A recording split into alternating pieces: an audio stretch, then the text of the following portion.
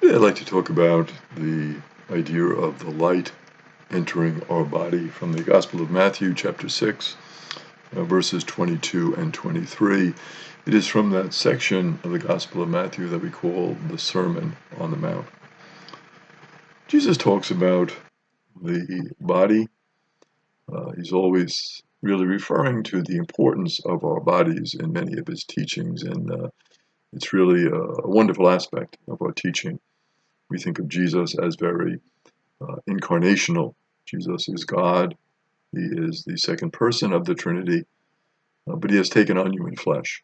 He has completely entered into that sense of the body and the flesh. And so, in that sense, of course, we have a great tradition of reverence and respect for the body because Jesus himself took on a human body.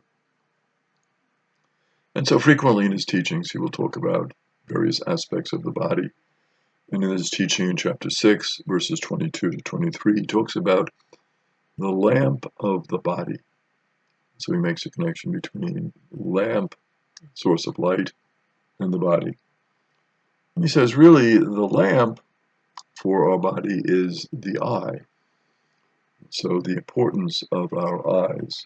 And of course, we will realize this. We go as we get older, certainly we go for checkups for our eyes. When we are younger and we have visual problems, we go to get glasses, we go to get corrective lenses. So we realize, of course, the importance of the body.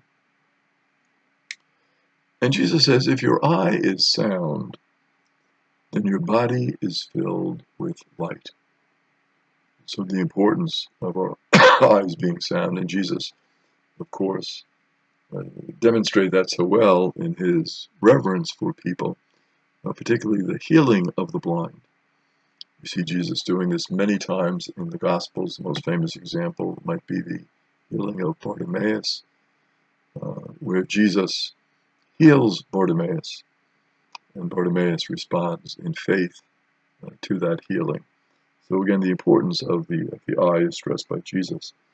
So the importance of our body being filled with light, the idea of illumination, the idea of following what is right, what is true, because if our eye is filled with light, then we can grasp the truth and we can follow the truth. But Jesus says, well, what if the eye is bad? What if you have a problem with your eye? What can happen to you? And some of the things that it can lead to are, of course, envy for the possessions of others. So your eye, which is filled with light, which is filled with goodness, which is filled with truth, which is filled with the beauty of creation, which allows you to see the wonderful aspects of creation that surround us, whether the sunrise, the sunset, the flowers, the oceans, the mountains, the forests, all of those wonderful examples that we see in nature.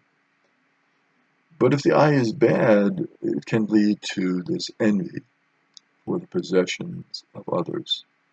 So the eye sees, well, my neighbor has a better house than I have, a few more bedrooms. Maybe the neighbor has a nice pool, bigger yard. And I say, wow, wouldn't it be great to have that house rather than the smaller house I have?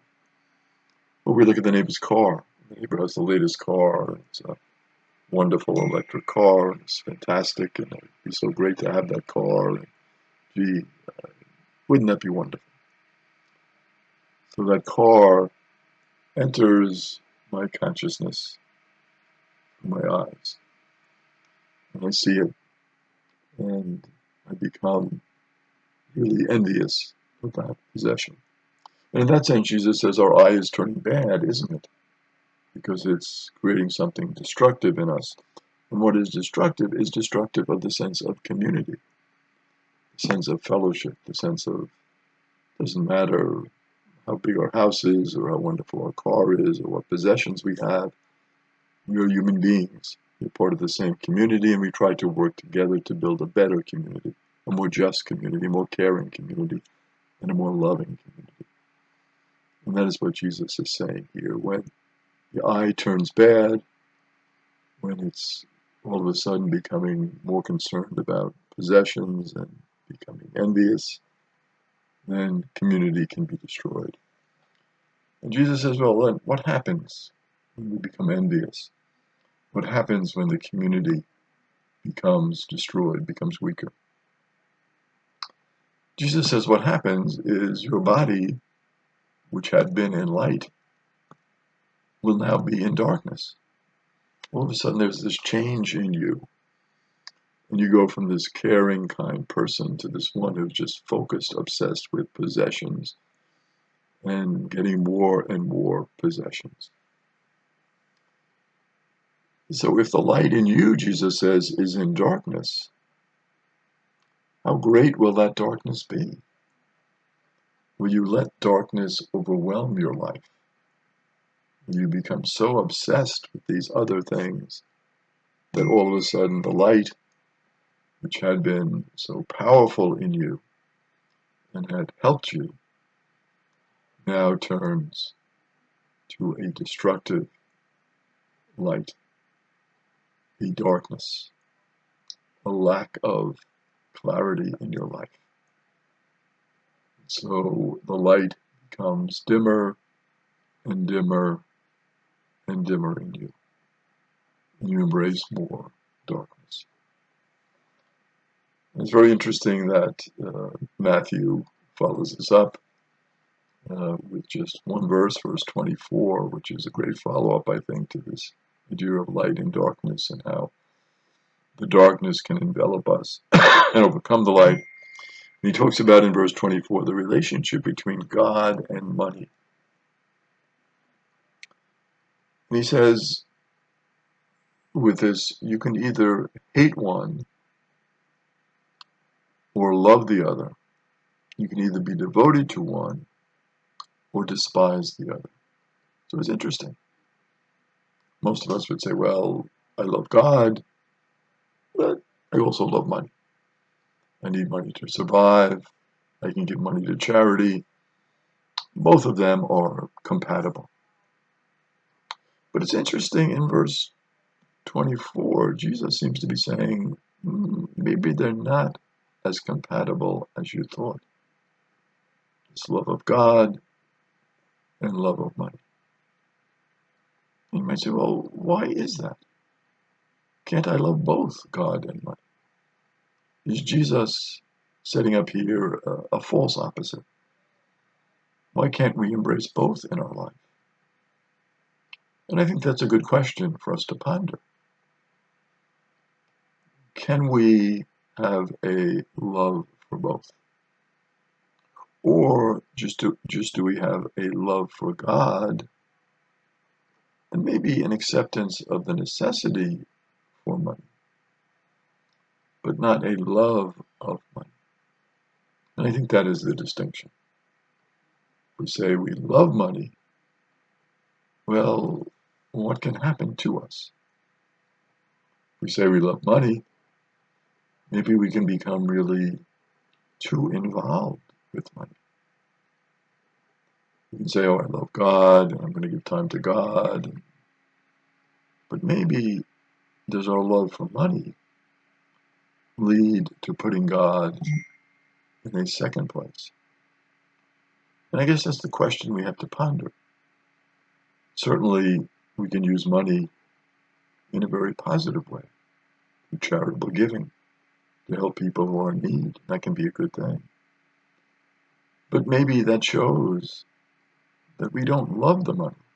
We love God more, and we want to do God's work with the money. So maybe the idea is the sense of balance.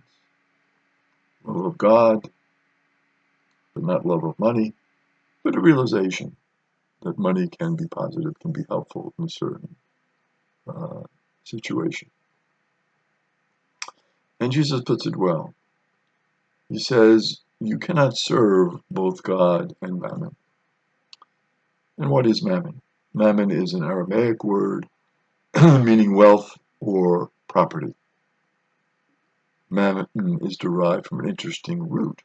The root mn, min, means, that root word means trust. So it's interesting. mammon, money, trust.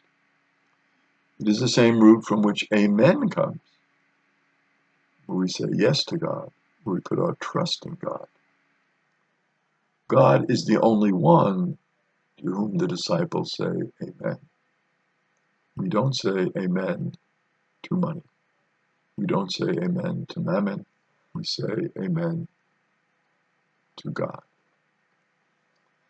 The material possessions are really a false God that demands exclusive loyalty, as God demands it.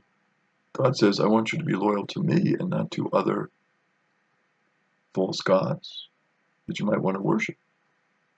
I need your loyalty.